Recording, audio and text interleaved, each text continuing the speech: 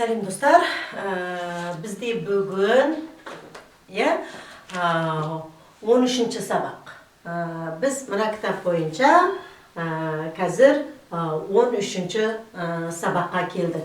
Алла қаласа енді 2 сабақтан кейін біз мына бір кітапты аяқтаймыз. Осы бір кітапты 14-15 сабақтан бітеді. Біз қазірге дейін үйреніп келген балалар болса, біз қазір Қытай тілінен недәуір иероглифтерді оқып, недәуір сөздерге, сөздік қорға бір-екі сөздің басын қайыратын деңгейге жеттік. Арасында мен енді осыдан кейінгі сабақтарда осындай кішігірім мына қызылмен жазылғандар түгел сөйлемдер. Осыған дейінгі өткен сөздер и осы сабақтағы сөздерді біріктіріп кішкентай сөйлемдер құрай бастаймыз. Бізде бүгін 13-ші 13-ші сабақ. 这是不是重要? 这是不是? Мысалы, 是不是мысалы бұл Қытай дәрісі ме емес пе? Чоң дегеніміз, Чоңго дегендегі чоң, Қытай елі. Мысалы, Жоңхуа халық республикасы дегендегі чоң. Яу дегеніміз дәрі жалпы. Мысалы, Қытайда көбінде чоңяу, шияу деп бөлінеді. Чоңяу дегеніміз Қытай елінің өздерінің шөптен жасаған дәрілері. Негізі ол өте жақсы шөп дәрілер, енді адамға пайдасы болмаса зияны көп болмайды. Ол табиғи тау-тастардан алынатын табиғи шөптердің тамырларынан жасалатын дәрілерді Қытайлар көбінде чоңяу дейді. Өз елінде бұл чоңяуды өте көп қолданыста болады, бұның пайдасы да көп болады. Енді бұл сабақта 26 сөз бар екен. 26 сөз. Бұл 26 сөзді мен бірнеше сабаққа бөліп беремін. И диалогы да сәл үлкенірек екен. Ол да 1-2 сабақ, сонда бұл 13-ші сабақтың өзі бір 4-5 сабаққа бөлінеді. Бірінші сөзі мэй йоу, екеу қосылып тұр. Йоу деген сөз өзі жалғыз, бар дегенді білдіреді. Йоу бар, ал мэй йоу болатын болса жоқ. Жоқ. Мысалы, йоу мэй йоу бар ма, жоқ бар деп айтуға болады. Йоу мэй йоу. Мысалы, йоу мэй йоу бар ма, жоқ па деген әдетте Қытай тілінде қосарланып айтылған сөздерден көбінде не болады? Сұрақ туындайды. Мысалы, шы бұшы міне жердегі, йоу мэй йоу, мысалы, осы сияқты сөздерден, мысалы, чүй бұ чүй, осындай іркес-тіркес қосарланып айтылған сөздерден кейін не болады? Сұрақ туындайды екен. Йоу мэй йоу, мысалы, бар ма, жоқ па? Мэй йоу. Мысалы, 我没有箱子.箱子дегеніміз, кешіріңіздер, сөзді өтілген жоқ.箱子дегеніміз чемодан. Кәдімгі жол жүргенде алып жүретін чемоданды箱子дейміз.箱子. Енді біз қазір осы мэйоу, жоқ пен箱子екеуін біріктіріп сөйлем қып шығарайық. 我没有箱子.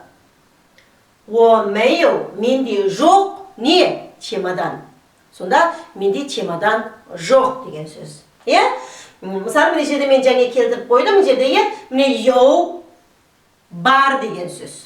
Мысалы, йоума, барма, йоу, мысалы, бар.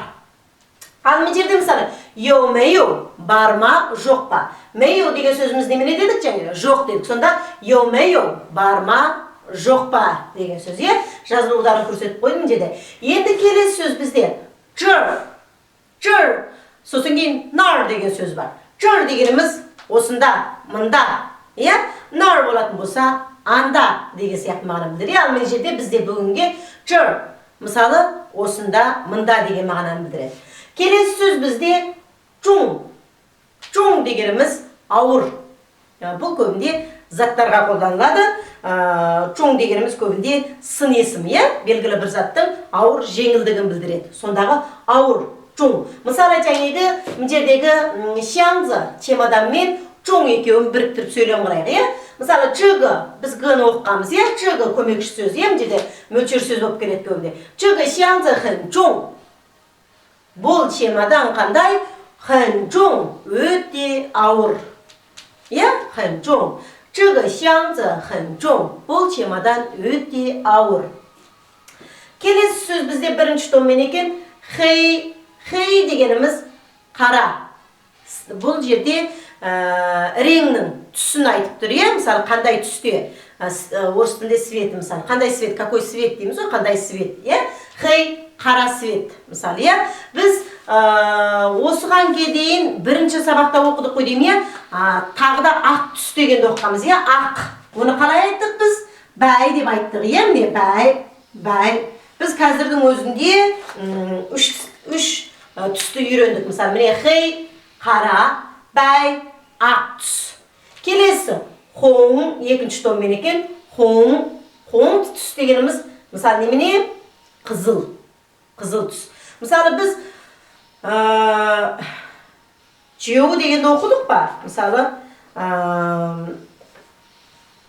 пи жеу дегенді нешін сабақты оқыдық осы? Сол кезде мен айтып кеткенмін, иә? Пи жеу дегеніміз пива, иә? Сол кезде жеу деген сөз арақ, осыған біз хоң деген сөзді қосып, хоң жеу, вино, қызыл арақ деп айтуға да болады, иә? Мысалы, хоң жеу. Иә? Бұл қызыл арақ.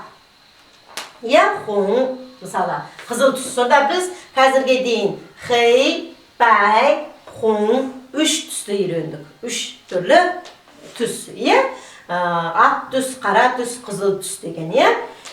Келесі, жеу, төртінші томмен айтылып тұр. Жеу дегеніміз ескі.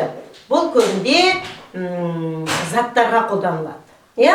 Адамға қолданбаймыз, көбінде заттарға қолданамыз. Иә? Бұлда негізінен сын болып келеді. Жеу. Мысалы, 我的箱子很旧. 我的箱子很旧. Менің чемоданым қандай? Өте ескі. Иә? Өте ескі. Міне, бүгін сіздерге 13-ші сабақтың 9 сөзі. Иә? Біріншісі, екінші томмен, үшінші томмен оқылады екен. Мэй йоу. Жоқ деген сөз, иә? Мэй йоу. Екіншісі, бірінші томмен, соңында том белгісі жоқ, иә? Мысалы, бірінші томмен оқылады. Шаңзы. Ешқайда бұрмайсыз, прямай айтасыз. Шаңзы. Келесі, бұл чемодан, не? Шаңзымыз. Келесі, үшінші сөзіміз йоу, бар деген сөз, иә? Үшінші томмен айтылады екен. Йоу. Мысалы, йоу мэйоу, йоу, бар. Иә? Келесі сөзіміз чыр. Төртінші томмен осында, мында. Чыр. Мысалы, нар, чыр. Осында, иә? Келесі сөзіміз төртінші томмен чун. Төртінші томмен тез айтылады, иә? Қатты. Чун, хэн, чун, ауыр. Келесі бірінші томмен хей дегеніміз қара түс. Рең, иә? Қандай түсте? Қара түсте, иә? Қара түсті машина. Хейчі болатын болса, хей енсіді чы қара түстегі машина. Иә? Хей, қара. Келесі хоң, қызыл. Екінші томмен хоң, мысалы, хоң жеу, қызыл ара. Хоң жеу, иә? Келесі жеу. Төртінші томмен бұл ескі деген мағынаны қолданылады, көбінде затқа қолданылады. Мысалы, хэнжеу. Мысалы, 我的箱子很旧. Менің чемоданым өте ескі. Хэнжеу. Жеу ескі деген мағынады. 没有. 2. 生词没有箱子有这儿重黑红青旧